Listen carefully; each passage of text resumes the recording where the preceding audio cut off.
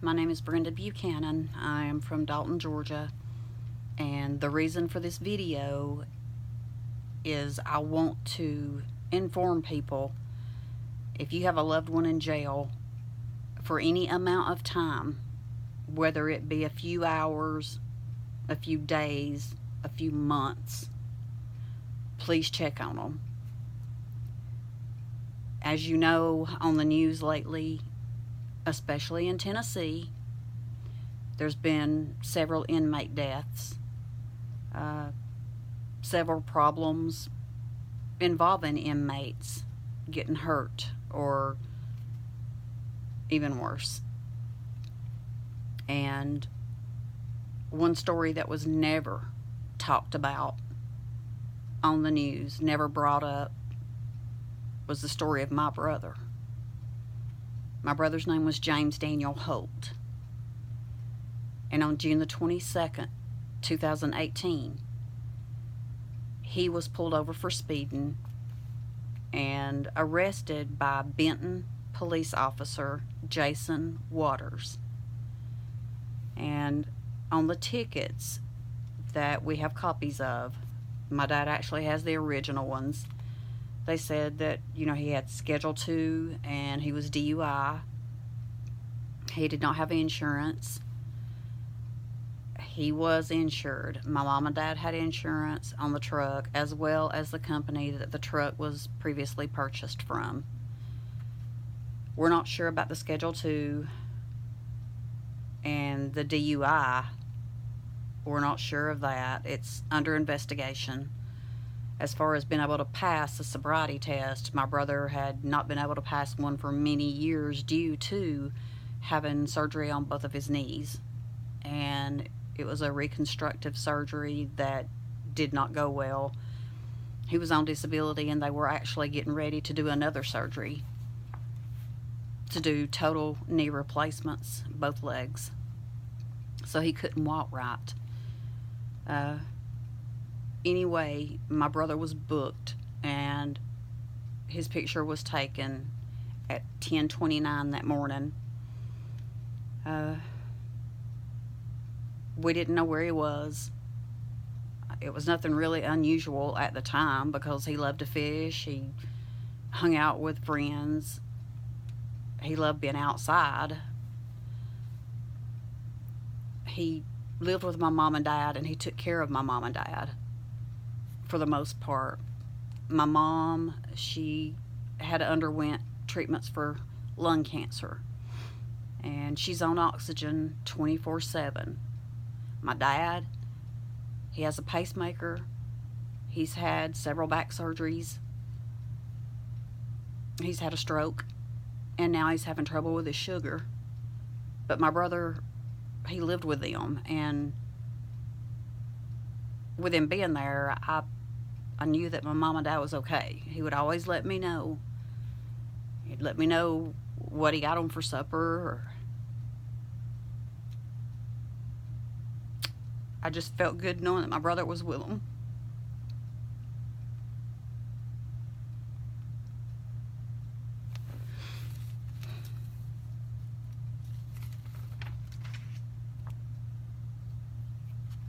The evening of June the 22nd, I was at my house, and I had walked outside, and I didn't take my phone with me. Then I came back in, and my phone was ringing. And when I answered it, the only thing that I remember is hearing my mama saying Daniel's dead. And it feels like she just kept repeating it.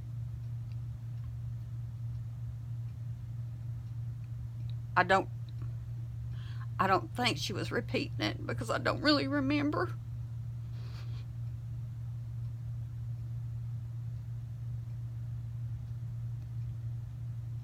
But the deputies was at my mom and dad saying they were waiting on us to come over there.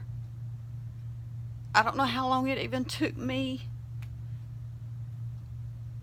to be rational enough to go over there.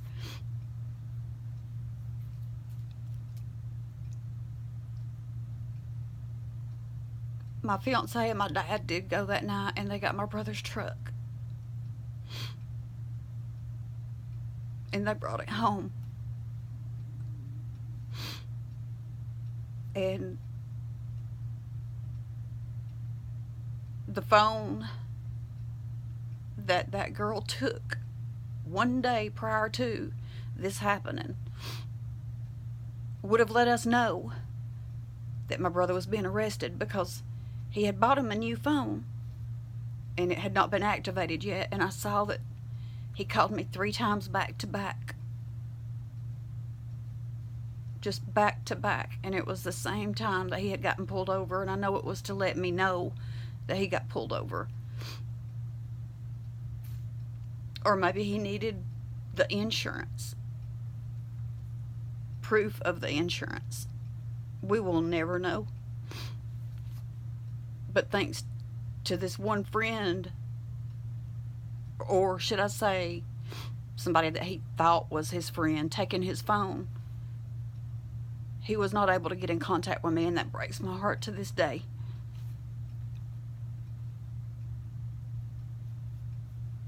But the next morning, on June the 23rd, me and my fiance went to Polk County to get my brother's belongings. And when we got there, we went to an office. There was an officer sitting there. I let him know who I was, why I was there, and he radioed in to the other deputies and told us to walk around to the garage, I guess where they get the inmates in and out of the cars. And there was a camera, I do remember, on the right upper hand side of the wall. And there was 4 officers when we went into that garage that were standing there at the door. And one of them really stands out to me because he was in his early 20s and he just had this look on his face, nervous, scared, upset, and numerous times he kept saying, "I am so sorry for your loss." And the only thing that I told them is, I want my brother's belongings and I'd like to talk to somebody to see what happened to my brother. One of the officers said, "Sure," extra nice, went back. He was gone a few minutes, and when he came back, he had a bag that was tied up, and he handed it to me. And he told me that nobody could tell me anything because it was under investigation. And I remember holding on to that little bag for dear life, because it was the last thing I had to hold on to of my brother.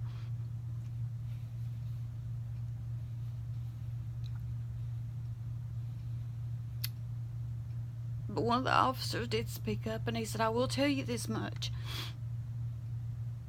He had a medical episode, and we called 911, and he was transported by ambulance to Star Regional Hospital." I don't know why they thought we wouldn't go immediately there, because that's exactly what we did. And when we got there, I talked to a lady at the front desk, and I was trying to explain to her, to the best of my ability at the time, their circumstances. And my brother, was brought in by ambulance and had passed away, but he was in custody at the time. And there was a man standing beside her going through manila folders. I didn't think anything of it. But when I got to that part, that he was in custody and he had passed away, I knew by that look that was one of the doctors. He knew what I was talking about, and he came around into the hall and talked to me and my fiance. And he told us that my brother took his last breath as they were getting him out of the deputy's car. And I was addled by hearing how he died. But I became angered because Polk County, Tennessee Sheriff's Department had just told me that he was transported by ambulance Never said anything about being transported by a deputy's car.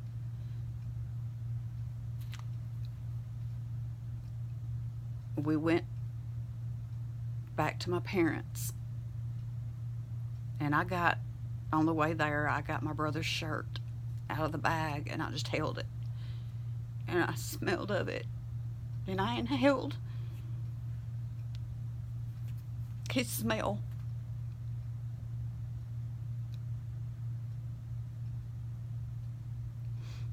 And when we got to my mom and dad's, Dad realized that they didn't send my brother's money. I think it was like $50-something. And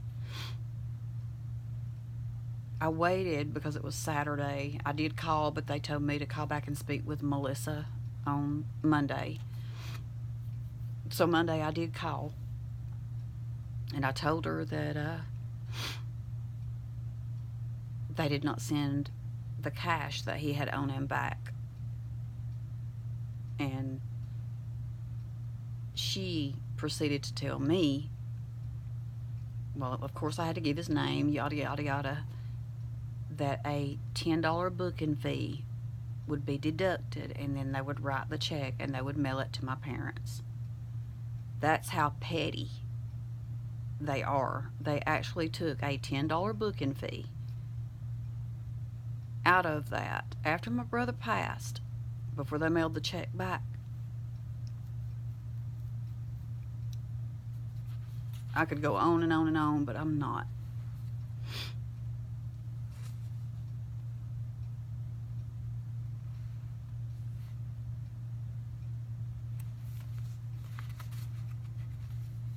I've kind of just etched down notes. My dad went a few days later, and he was the only one that could go get the medical records. So he went to Star Regional, and they did give him the medical records. And the times don't add up, and we found out even more. His arrival time at Star Regional was 12:58. He actually got out of the car on his own into a wheelchair. He got out of the wheelchair into the hospital bed. The doctor, now that we have the medical records, that doctor's name that spoke to me and my fiance on the 23rd was Dr. David Childress. He is the one that told me my brother took his last breath in the back of the police car as they were trying to get him out. My brother lived actually 7 minutes after arrival to Star Regional Hospital. And in the report, Jason Waters said that when he pulled him over, he suspected my brother ingesting something due to the movement in the truck. First of all, if Jason Waters of Benton Police Department in Benton, Tennessee suspected my brother of ingesting something due to movement in the truck, instead of taking him to Polk County Sheriff's Department, the jail, and putting him in jail, he should have immediately called 911, had my brother transported by ambulance to the hospital. If he was suspicious my brother ingested something, for them to pump his stomach, he would still be here. Instead, he takes him to jail. Who does that? It's our human nature. If you see somebody that is hurt, you want to help them. If you see somebody that is fixing to hurt themselves, it's human nature to help them. But not Jason Waters.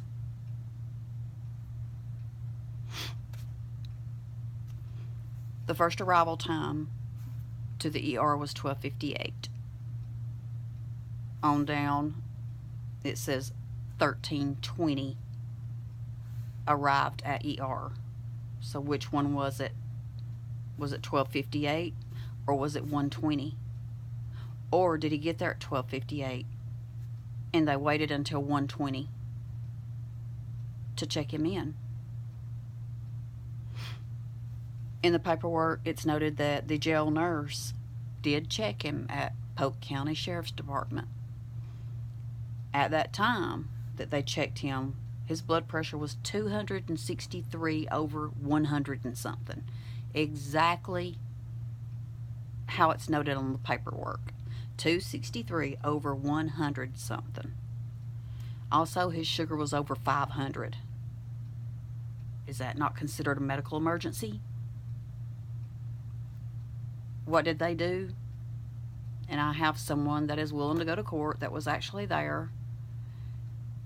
They told him to drink a lot of water, and they put him back in that holding cell.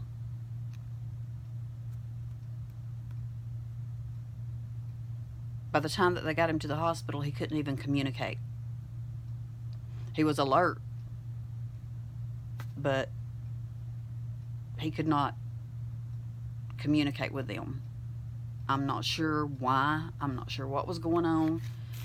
It is noted that he was having trouble breathing.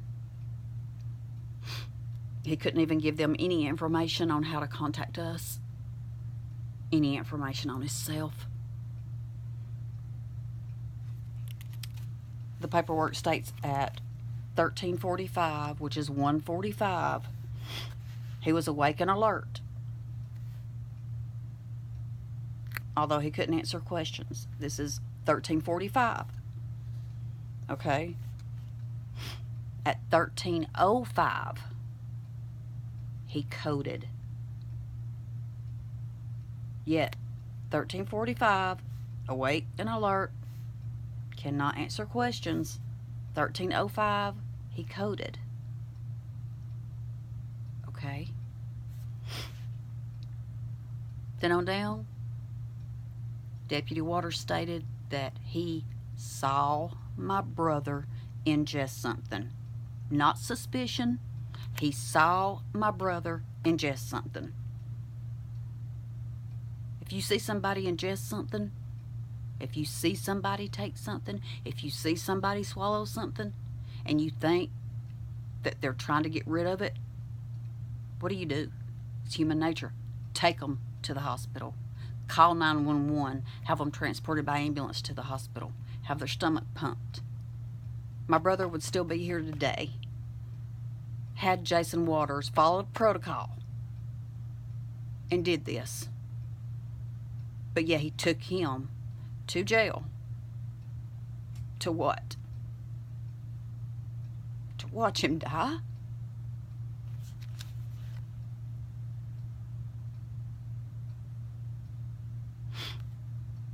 It says at 13:45, CPR. All right, back up here at 13:45, he was awake and alert, not answering questions. At 13:32, CPR was stopped. He lived 7 minutes after arriving to the hospital. But these times, 13:45, he was awake and alert, but he couldn't answer questions. At 13:05, that's before 13:45, he coded.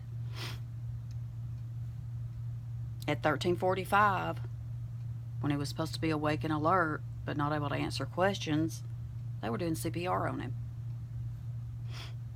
At 13:32, which is also before 13:45, CPR was stopped.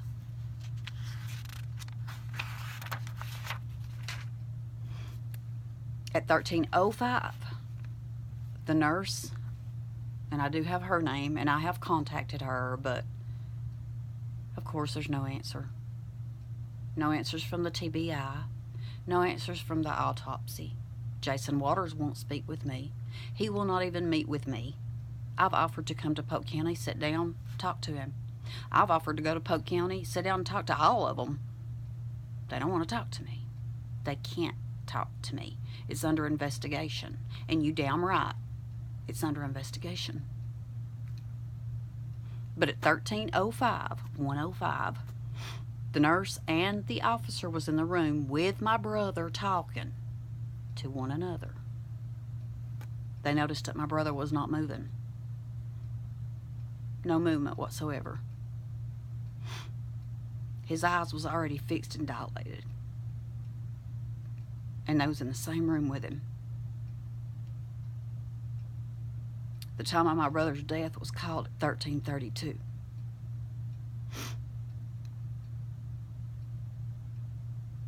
I want to see the cameras in booking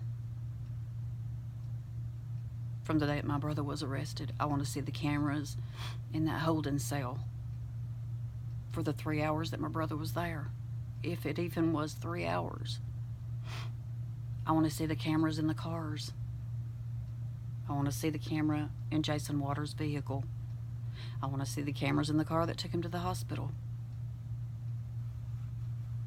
I want to see the camera that was on that wall on June the 23rd when we went to pick up my brother's belongings. I want to hear the audio of where they told me 911 was called and he was transported by ambulance when he had a medical episode. I want a copy of the 911 call. I want my brother's story noticed. If you have loved ones in jail, it don't matter if they're in there 2 hours, 4 hours, 2 months, 4 months. Please check on them. Because 3 hours, my brother was fine, listening to his radio, probably smoking his cigarette.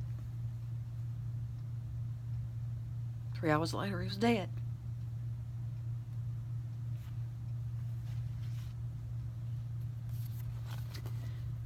This is my brother.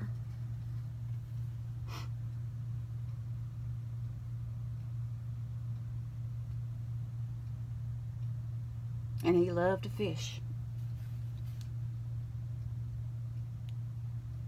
And he loved his family. And his family loved him.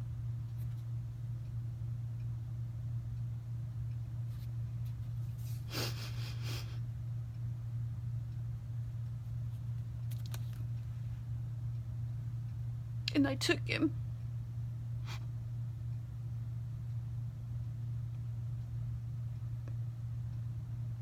We'll never talk to him again. My mom and dad they're on disability. And anybody that's on disability knows you live check to check.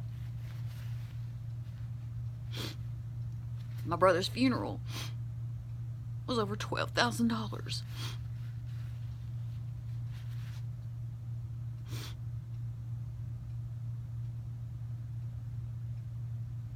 His monument was $1,450. His burial plot was $500.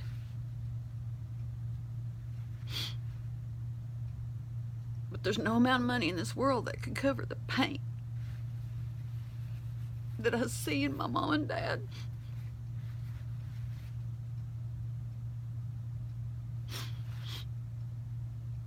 I was working full-time. I now work 25 hours a week because I leave every day at lunch.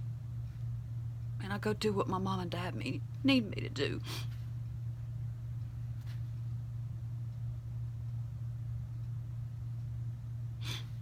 And my mama, she said she still looks out the door, waiting on brother to come home.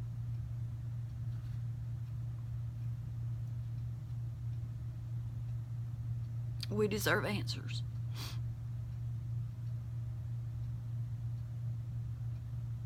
I want to talk to Jason Waters. I want to talk to the sheriff's department, and I can't wait for the day to sit at that table and look them in the eyes. Not that they'll even care. This is one story that was kept hid. But I'm not going to let it be swept under a rug. I want this story out there. Protect your loved ones, regardless of why they're in jail. Everybody's fighting their own personal demons.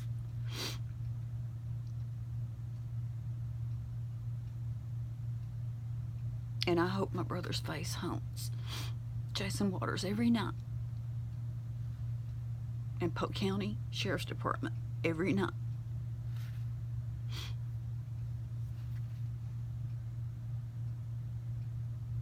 He had a heart as big as he was.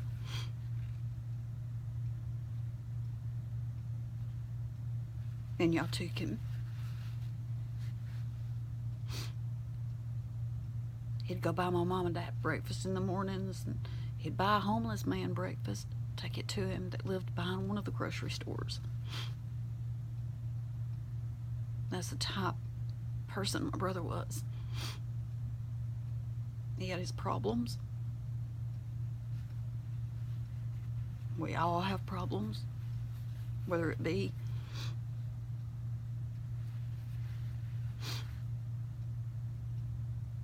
depression, anger issues, denial, grieving.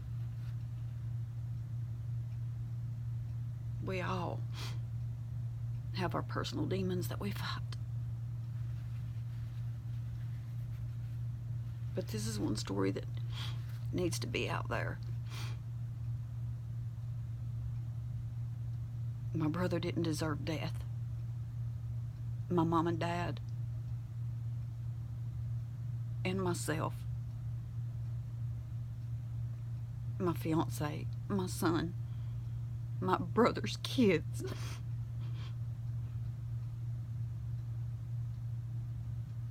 They no longer have him. So no, I'm not gonna let it go.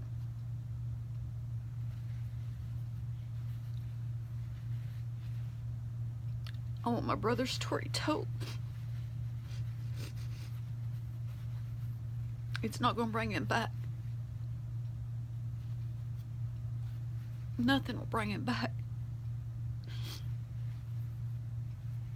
But it could save another life. So this will stop happening. So if you have a loved one that's in jail, please make sure they're okay. We've got to stop this from happening. As they say, united we stand, and divided we fall. We've got to stop letting this go on. We've got to stand up for our rights. Just because they wear a badge don't mean they're always right. If we do wrong, they're on us. Believe you me, they're on us. But when they do wrong, it's always covered up, whether it be an accident that a gun went off 3 times,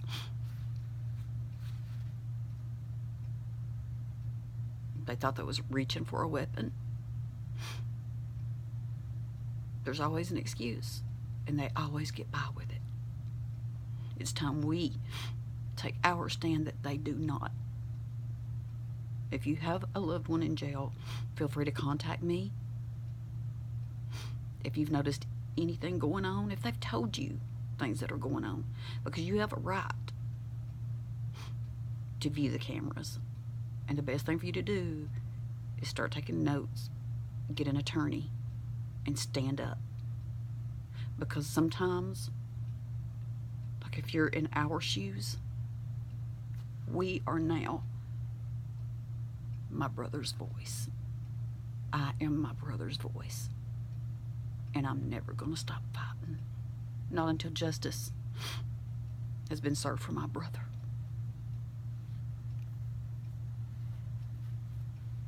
Feel free to contact me if you've ever had anything like this happen. We're going to take a stand. I'm standing. I'm standing for my brother. I'm standing where he can't stand anymore. Thanks to Jason Waters and Polk County Sheriff's Department. They took my brother from us. And I just want this story out there. Thank you for your time. Feel free to contact me with any questions. and I'll do my best to help you. Thank you.